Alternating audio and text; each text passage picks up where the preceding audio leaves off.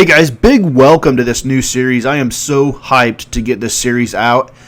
It has been an absolute blast to play. It's NBA 2K19, and with all of the amazing customization that you can do in NBA 2K, I've decided to go back in time and do a 1994-95 season replay with the Utah Jazz and see if we can bring a title to Salt Lake City, to Stockton and Malone.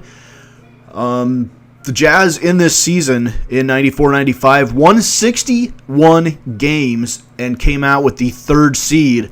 And their reward for that was facing the 6th seed defending champion Houston Rockets, who knocked them out in the first round.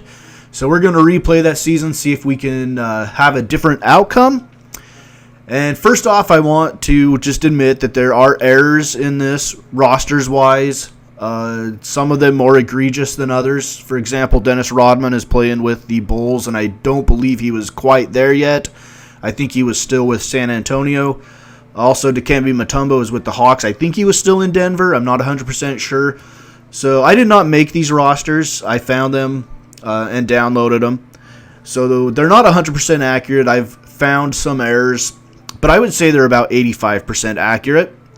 And without any further ado, let's get into some of the key players in this upcoming 94-95 season replay.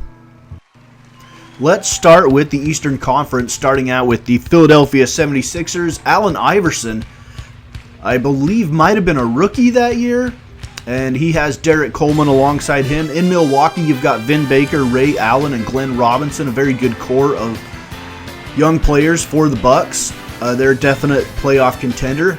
Same with the Washington Bullets. Chris Webber, Juwan Howard, Rod Strickland, all in Washington. Definitely a playoff contender. The Bulls, of course, Michael Jordan, Scottie Pippen, Dennis Rodman, and Ron Harper. This was the year that Jordan came back mid-season and wore number 45 in the game. He's wearing number 23. So that's an error, but I mean, it should have a really good 90s feel. The Cavs have Tyrone Hill, Thunder Dan, and Terrell Brandon. There'll be a really good 90s feel to this series, regardless of the few errors. The Celtics were rebuilding. Antoine Walker, Dana Barros. The Atlanta Hawks, no, I'm not sure that they were wearing these uniforms. They might have been onto their newer look. I don't remember, but they have Steve Smith, Dikembe Mutombo, and Mookie Blaylock for this series. The Miami Heat, with Tim Hardaway and Alonzo Mourning coming over from the Hornets to Miami. They are definite contender to come out of the East. Same with the Hornets. Larry Johnson, Dell Curry, Muggsy Bogues, Glenn Rice. They're a contender to come out of the East. Very good Hornets team. Patrick Ewing and the Knicks. John Starks, Charles Oakley, Allen Houston. They were coming off an NBA Finals loss to the Rockets, so they're definitely a contender in the East as well. Shaquille O'Neal, Penny Hardaway, Nick Anderson, Horace Grant, and the Orlando Magic, along with Darrell Armstrong. They are definitely a contender. Obviously, they're the team that did make it to the NBA Finals in 94-95. The New Jersey Nets, a struggling team, had Kendall Gill, Xavier McDaniel, and Tate George. They are probably not a contender. The Pacers, definitely a contender. Reggie Miller, Rick Smits, Mark Jackson, Dale Davis. So, I mean, there was a lot of contenders, a lot of teams that had a chance to come out of the East, with Michael Jordan being out for baseball. Grant Hill, Lindsey Hunter, and the Pistons. And finally, the Toronto Raptors were a new expansion team. Damon Stoudemire, Antonio Daniels, and the Toronto Raptors. Let's go to the Western Conference now. Clifford Robinson, Isaiah Ryder, Arvydas Sabonis, and the Blazers. Definite playoff contender out of the West. Down in Los Angeles, the Clippers were being the Clippers at this time. They were not a good team. Gary Grant, Loy Vaught, I think they made it to the playoffs in like 1991 or 92, I think, as an 8 seed, but that was the only time in a long time that they had made it. Vancouver, Big Country, Bryant Reeves, Sharif Abdur-Rahim for the expansion Grizzlies. Mitch Richmond, Tyus Edney in Sacramento. Mitch Richmond had just come over from Golden State to the Kings. They're probably not a big playoff contender. The Lakers were also rebuilding after the Magic Johnson years. Nick Van Exel, Eddie Jones, a possible playoff contender. The Mavericks, Jason Kidd, Jim Jackson, Jamal Mashburn. This team was young with a very good nucleus, and they outside shot at making the playoffs, I think. The Nuggets with Mahmoud Abdul-Rauf, Antonio McDyess, and I think Dale Ellis. They were probably a fringe playoff team as well. Without Mutombo, who knows? The Rockets, obviously the defending champs, HAKEEM, OLAJUWON, DREXLER, Robert Horry, Kenny Smith, Sam Cassell, and the like. The Spurs, absolute playoff contender, contender for the #1 seed and contender to come out of the West with the Admiral, Avery Johnson, and Sean Elliott.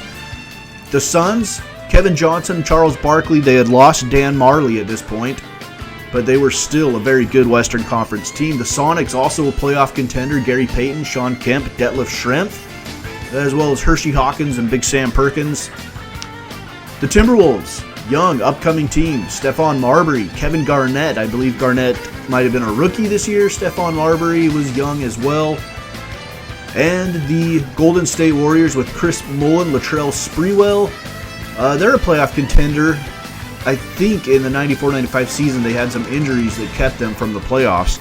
And now let's look at our Utah Jazz and our starting lineup. Before we get into some games, we won't have any game highlights in this episode. We'll start in the next episode, and I'll get to that in a second. First off, Greg Ostertag. No, this is an error rosters-wise. Greg Ostertag was still in college at Kansas for this year. I think he came out the very next year, but he's on our club. Ostertag. Brian Russell, wearing number 34. Later in his career, he would change to number 3 when the Jazz were making the NBA Finals against the Bulls. He was wearing number 3. Jeff Hornacek, in his first year with the Utah Jazz, coming over from the Philadelphia 76ers in a trade that I believe sent Jeff Malone to Philadelphia. Karl Malone, the mailman, obviously a contender to win the MVP and the scoring title in 94-95. One of the best power forwards in the history of the game, and then one of the best point guards in the history of the game, the all-time leader in assists and the all-time leader in steals to this very day, John Stockton. So let's look at some of the early games. At this point, you see the Kings beat us 120-86. At this point, I was just trying to flesh out sliders and settings and all that. The Golden State Warriors drub us as well. And then I made the sliders a little bit easier. We got a win over the Grizzlies. Then I made them a little bit too easy, and we got a huge win over the Clippers. And then I got it back to where I liked them, and I have not changed them since. And episode number 1, we'll start with highlights. The very first game will be game number 5 against the Houston Rockets, the defending NBA champions. And I'm excited to get episode number 1 to you, finally have some highlights and get into this series. I'm jacked for it. I hope you guys are excited. It's going to have an awesome 90s feel, as well as all the logos, the uniforms, the courts, all of that kind of stuff from the 90s and the NBA. The best time in the NBA, in my opinion. It felt wide open, even though Jordan and the Bulls took over. It felt wide open, especially in the 94 through 95 seasons of the NBA. So that's it here on the Moldy Cheese Historical NBA Basketball Network.